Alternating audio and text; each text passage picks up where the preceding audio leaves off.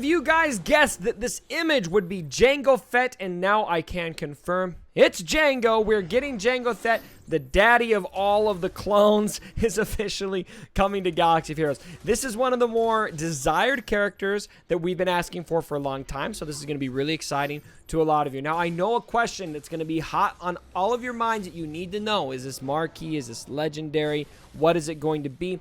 I'm not able to tell you that right now. Hopefully the devs will reveal that information soon, and then we can discuss it. In this video, I am just going to be covering the kit for Jango Fett, and I'm telling you right now, he's going to have some pretty cool synergy with Boba and with some of the other bounty hunters. Of course, he is dark side. He's an attacker. He's a bounty hunter, and he's also going to be classified as a scoundrel, which immediately makes me think of some scoundrel combinations that could be working with Jango. But I think more importantly, the bounty hunter faction is going to be what applies. He is going to be able to revive allies. He's going to be able to have damage immunity on his payout, and he's also going to apply some burning, which is really cool, just like R2-D2, only it's not going to be evadable.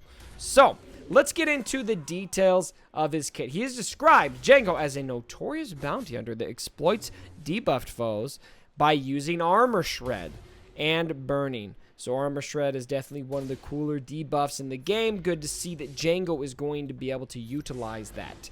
His basic is called Unscrumptious Gunfire. Final text: deal physical damage to target enemy and gain 15% offense for each enemy suffering a debuff during this attack. So if you can use this basic attack when everybody on the opposing team is debuffed, you will gain, in the arena at least, you will gain 75% offense.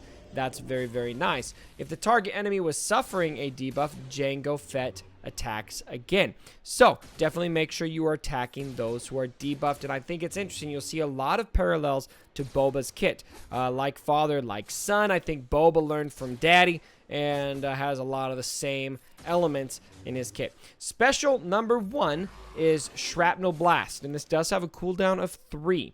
The final text reads: deal physical damage to target enemy and to a random enemy. Inflict healing immunity and stagger to target enemy for 2 turns. Stagger is one of the more underrated debuffs in this game when you're able to use it. Whenever you attack somebody with stagger, they lose 100% turn meter.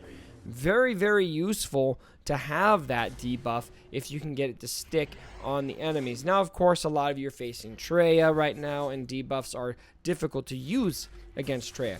Stagger, however, is one of those debuffs that can have use because it doesn't rely on the enemy taking a turn. If you attack them before their turn, if they've got stagger, and you attack them before they're able to take a turn, the debuff will still have effect. So it's one of those few debuffs that actually does have a pretty valuable use for it. All right, special number 2 is Conflagration. Now, I'm gonna have to admit, I had to look up how to pronounce that word. I don't know if I've ever seen that word used in a sentence, but apparently it has something to do with lots and lots of fire. Cooldown of 3 for Conflagration.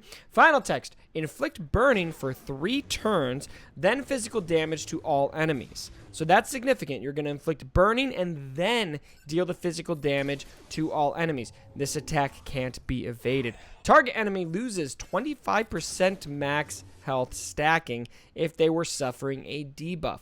Raid bosses loses 10% tenacity stacking if they were suffering a debuff. Now notice this can't be evaded, and so losing 10% tenacity on raid bosses could be really important in a lot of cases, especially in the heroic Sith raid. It can be very hard to land debuffs. This is going to make it more possible for you to do so.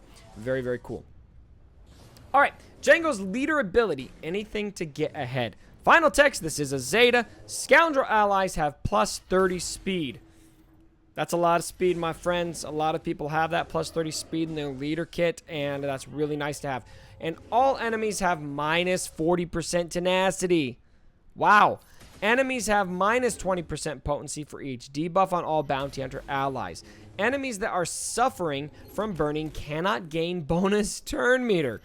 Bounty hunters gain plus 35% offense when they have bounty hunters resolve.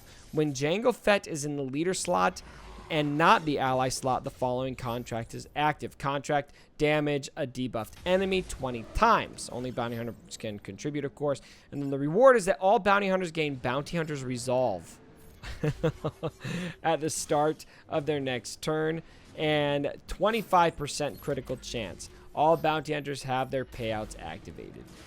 I mean, there's just a lot here. I think this is really cool, and I'm excited to see if we can find some practical use for this in the arena.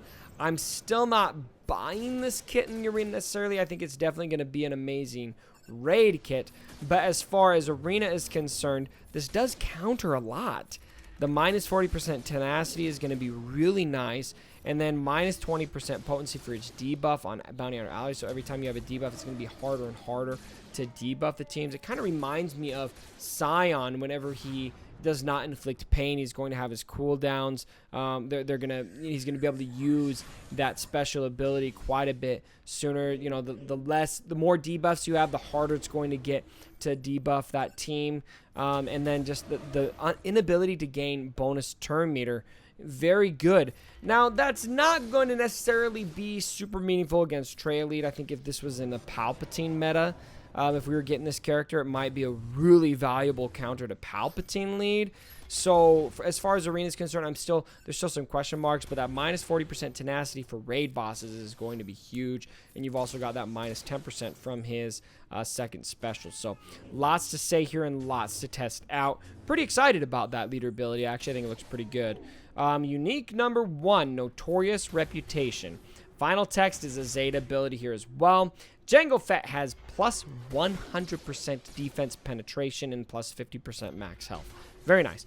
Enemies defeated on his turn cannot be revived.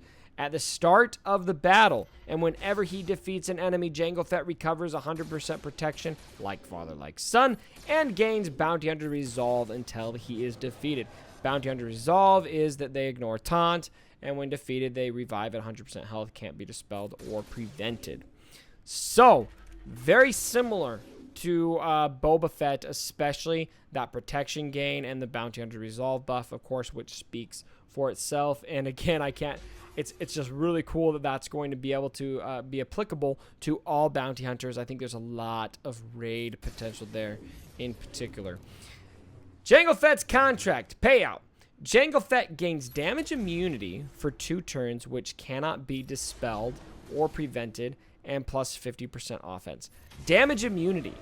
You can't damage him for 2 turns, which can't be dispelled or prevented, and plus 50% offense. So, very cool. So, I've been showing you guys gameplay of Jango Fett. Let me know what some of your thoughts are about this character. Again, I'm not able to speak to what the event is. There's going to be a lot to talk about there, and so stay tuned as we discuss how Jango Fett is going to be unlocked. But for now, as far as his kit is concerned, I'm pretty excited about this kit. I think all you bounty hunter crazies out there, everybody who loves a bounty hunter faction, I think you're in for a treat, especially in raids. Let me know what you think down in the comments below, my friends. If you liked the video, go ahead, give it a thumbs up, and subscribe to the channel if you haven't already. And as always, my brothers, don't... My dead body. Sorry about the mess.